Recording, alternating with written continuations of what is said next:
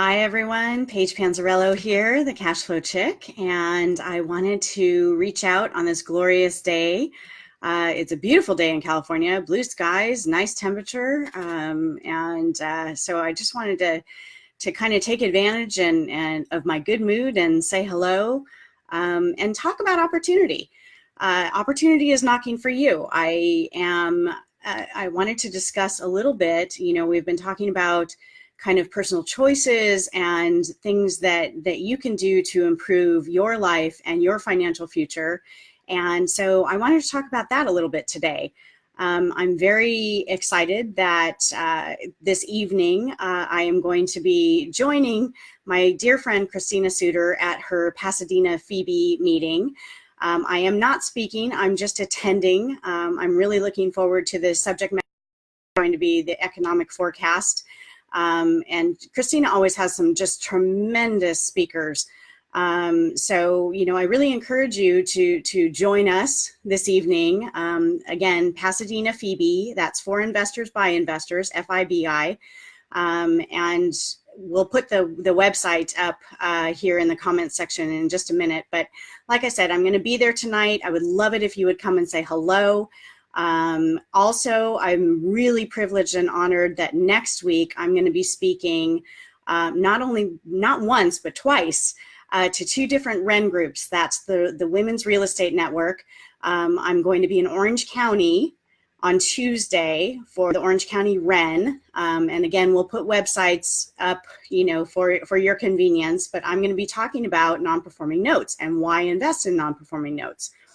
And then I'm going to be speaking on Wednesday at the LA chapter of REN, the Women's Real Estate Network. So if you are a lady that would like to know about notes and non-performing notes, please come and join us. The Women's Real Estate Network is a tremendous organization. I'm a founding member of REN. The women are fantastic.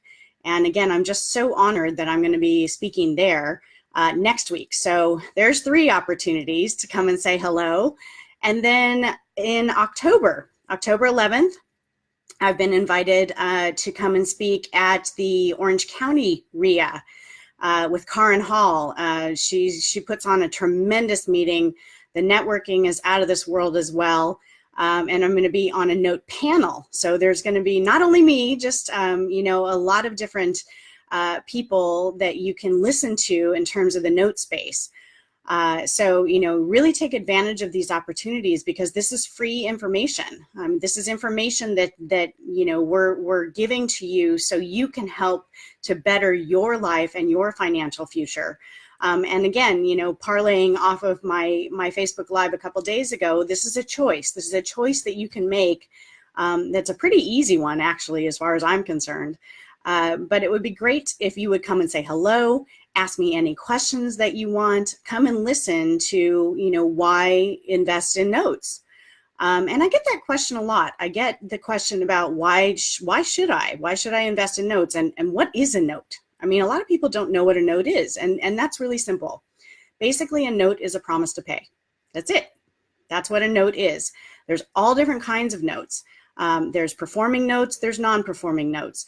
There's notes that are secured and notes that are unsecured. The difference between those 4 things is this. An unsecured note is a promise to pay that isn't backed by anything. In other words, a credit card. A credit card is an unsecured note. It's an unsecured promise to pay. A secured note is something that's backed by something. So if you buy a car, then if you don't pay your monthly payments, then the bank is going to come back and take back that car. That's the collateral. So basically a note is just a promise to pay, okay? I invest in non-performing notes, meaning the borrower has stopped paying, and I invest in non-performing notes that are secured by residential real estate. Okay, so basically if my borrower stops paying, I have the legal right to go and take their house. Now, let me say, that is not my strategy. There are plenty of note investors that are out there that's their strategy. They want the house because they want to fix and flip it, or they want to buy it, they want to fix it up and then hold it and put a renter in there. My strategy is actually to buy that note and work with the borrower to get back on track and stay in the house, okay? It seems crazy. How on earth would you make money if you buy something that's not performing? And I'm going to talk about this in detail next week, when I'm talking at the REN meetings at both Orange County and LA. So again, Tuesday and Wednesday, the 25th and 26th, I'm going to go into serious detail. I'm going to dig pretty deep here. Obviously, I can't do that today, but if you join us at the meeting next week, one of the meetings next week, you're going to learn lots and lots. But just as a general overview, why on earth would I buy a non-performing note? Pretty simple. I get a really big discount to do so, right? The banks that I buy from banks and hedge funds and other note investors and direct lenders.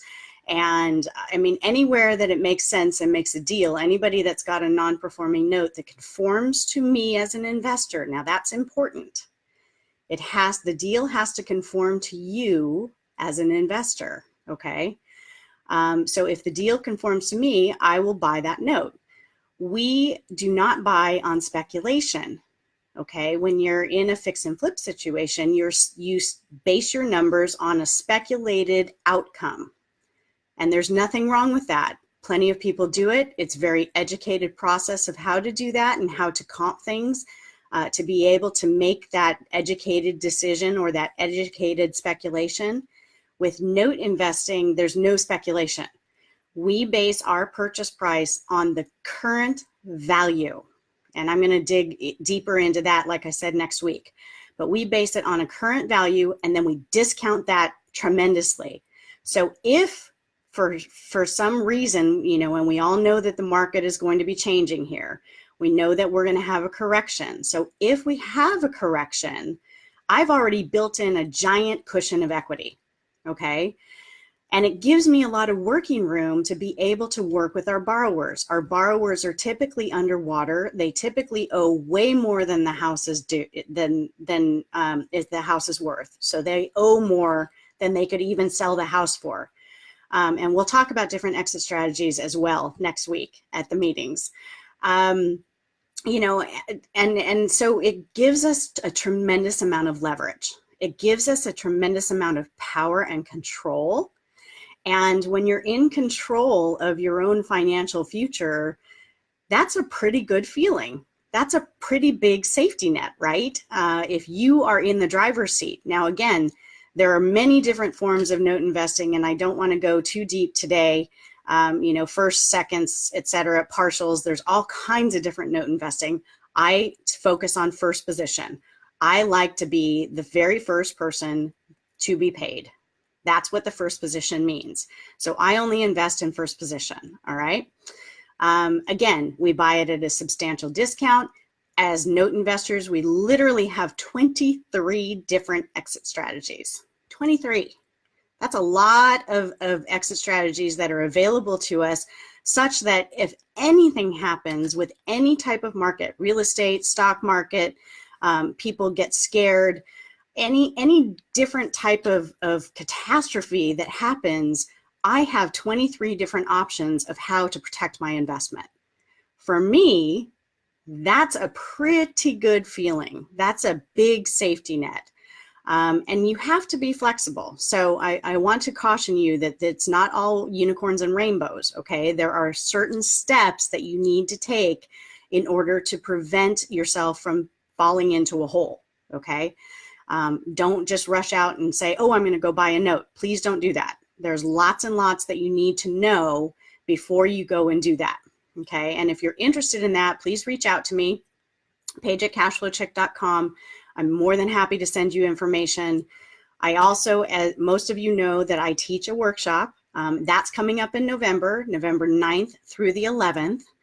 And it's going to be here in Simi Valley, 3 days, hands-on, intensive, just interactive. You're going to learn how to find notes, how to fund notes, what to do with them when you buy them. And you're going to be sitting in a room with other investors. These are not people that are that are tire kickers. These are other investors that are active in their communities and in their businesses. So you get an opportunity to network with other active investors. And I can't tell you how many people have come to our workshop and have done joint ventures, not only in the note space, but outside of the note space. Fix and flippers have joined together and done some joint ventures with some fixing and flipping as well. So I limit it to 50 people. There's not going to be 51. I have to keep it small. I want to keep it small. I want you to understand everything that we talk about. Day 3, it's all hands-on. Actually, all 3 days it's hands-on, but specifically a lot of day 3 is hands-on. So you'll get the opportunity to actually practice what we've taught you. So that's important too. But I wanted to give you all of these opportunities. I wanted to talk to you about them today.